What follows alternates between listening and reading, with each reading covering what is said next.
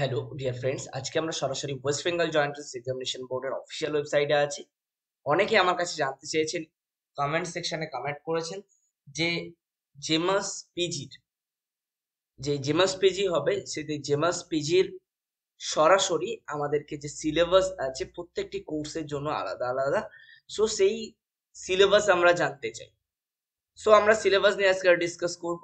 First of all আপনাদেরকে জানিয়ে রাখি, যারা নতুন আছেন আমাদের চ্যানেলটিকে সাবস্ক্রাইব করুন, এবং যারা পুরাতন আছে তাদেরকে বলবো শেয়ার করে দিন যাতে সবার কাছে পৌঁছে যায়। তো দেখা হচ্ছে পরের কোন একটা ভিডিওতে। Tata, bye bye. তো চলুন শুরু করা যাক। ফার্স্ট অফ আছে ডিপ্লোমা ইন ডায়েটিশিয়ান।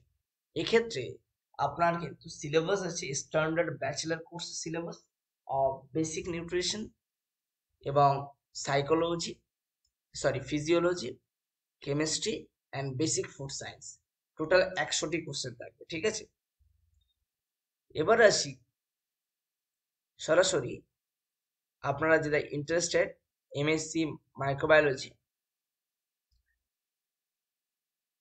নিউক্লিওটাইডস এবং নিউক্লিওটাইডস, ডিএনএ এবং RNA base information, genes and chromosomes, protein chemistry, amino acid composition, structure and function, enzymology, polysaccharides, carbohydrates and lipids, biomembranes, ঠিক আছে।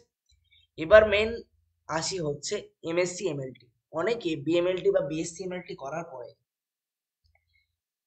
জেমাস দিয়ে এমএসসি এমএলটি করতে চায়, তাদের জন্য কিন্তু টু টাইপস এর কোশ্চেন আছে। এক হচ্ছে বায়োকেমিস্ট্রি থেকে বিএমএলটি 50 মার্কস আসে বা 50% মার্কস আসে বলতে পারেন, এবং মাইক্রোবায়োলজির বিএমএলটি থেকে 50 কোশ্চেন বা 50 মার্কস কিন্তু, বা 50% কিন্তু কোশ্চেন আছে, ঠিক আছে।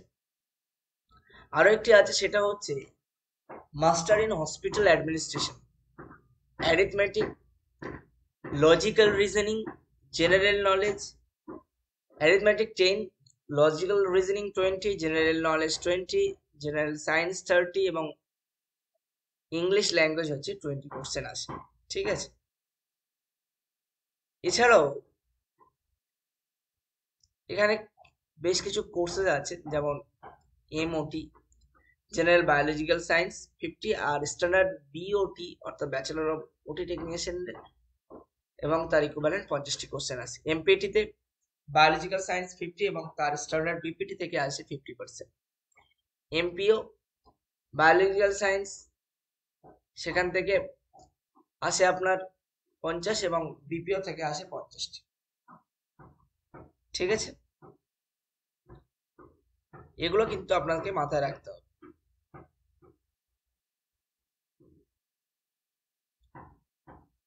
তো যাই হোক, এই হচ্ছে সিলেবাস।